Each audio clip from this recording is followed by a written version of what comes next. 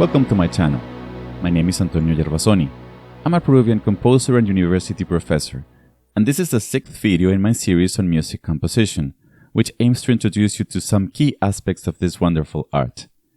In this video, I'll briefly explain the concept of musical goals and how they help give a sense of movement to a composition. I already mentioned the concept of musical goals in the 4th video of this series. There I said that music sometimes seems to be trying to reach some goal, which is typically known in music theory as a climax. Goals are important because they give music a sense of directionality. They suggest to the audience that the musical discourse is progressing, it's moving towards an objective, which is something we expect in any form of human communication, and music is one, or at least it feels like it. However, it's perfectly possible to create music that appears devoid of directionality and therefore feels static. Normally, this would happen for a short period of time, but I cannot rule out the possibility of someone writing an entire piece in this way, although it would produce a result that I personally don't like. If, like me, you prefer music that feels like it's in motion, then goals are crucial. Usually, there is only one main climax in a composition, and other subsidiary ones before and after. If you compare this to a speech, you'll see a lot of resemblance. So, what is directionality in music and how can it be achieved? The most basic form of directionality is that given by musical scales. Scales can be defined as conventional sequences of ordered sounds, and we say they go up or down. The idea that sounds goes up or down is based on the parts of our body that resonate when we sing. High frequencies resonate in our head, while lower frequencies resonate in our chest. So a scale is a series of sounds that seem to move in a certain direction, and as with anything that moves in reality, we expect the sound to reach some destination, not keep going up or down forever, which anyway we cannot perceive due to our hearing limitations. A second form of directionality is given by volume. We also expect a sound that gets louder and louder to reach a maximum peak, and the same for one that gets softer. Of course, this is related to the fact that sounds that are too loud cause discomfort, and sounds that are too soft are difficult to perceive. Another form of directionality is given by the appearance of more and more sounds for each unit of time. Even if we hear the same note and at the same volume, the fact that we hear more and more notes in the same period of time feels like an accumulation of events, and we will expect it to stop at some point. Finally, directionality can also be achieved through cadences, which I'll talk about in a moment. By breathing, I don't mean physical breathing of the musicians, but something more psychological. Let's use an analogy with a speech again. We don't expect a speech to have the same energy level all the time. It would be difficult to process. There are times when the speech will tone down, which doesn't mean that it will become boring, but we need those less active, less energetic parts to perceive the intensity of the climaxes.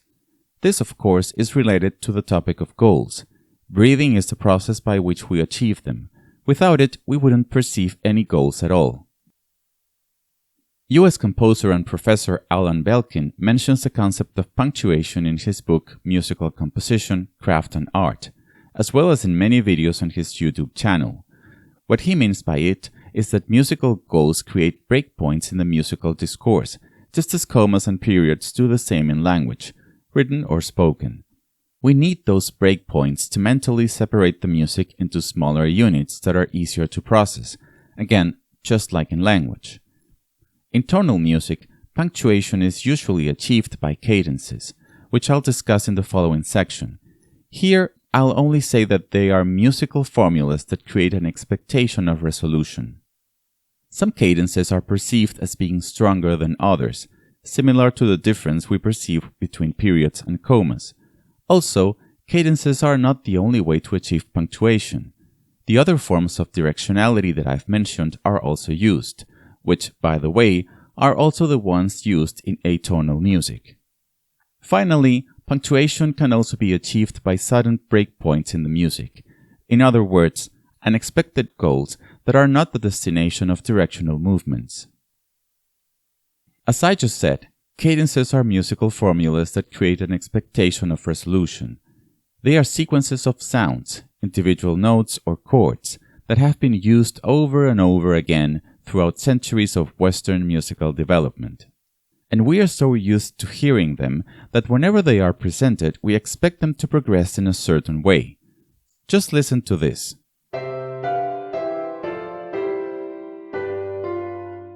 Don't you expect this to be next? And what about this?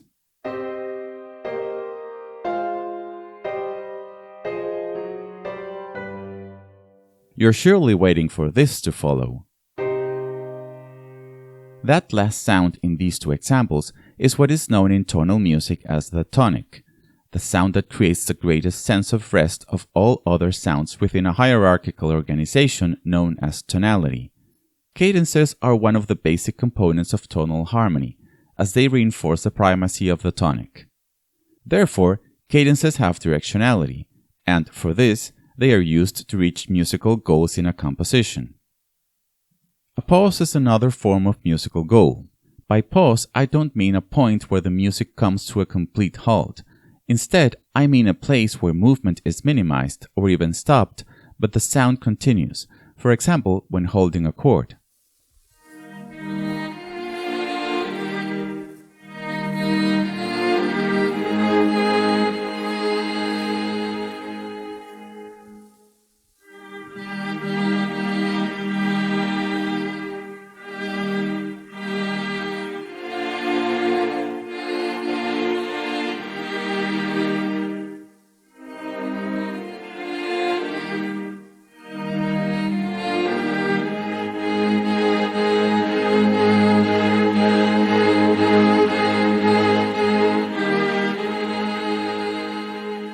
Unlike climaxes, pauses do not feel like peaks, but like valleys. It seems to us that we've reached a destination, but it's not a point of greater intensity, it's quite the opposite. Just as some climaxes are of greater intensity than others, some pauses create more rest than others, up to the extreme case where the music stops completely, usually at the end of the piece.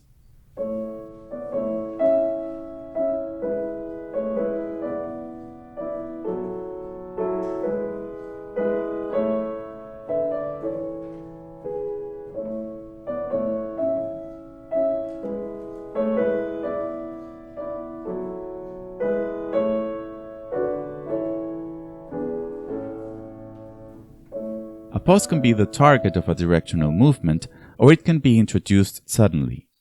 The composer decides which case to use based on what he tries to communicate with the piece.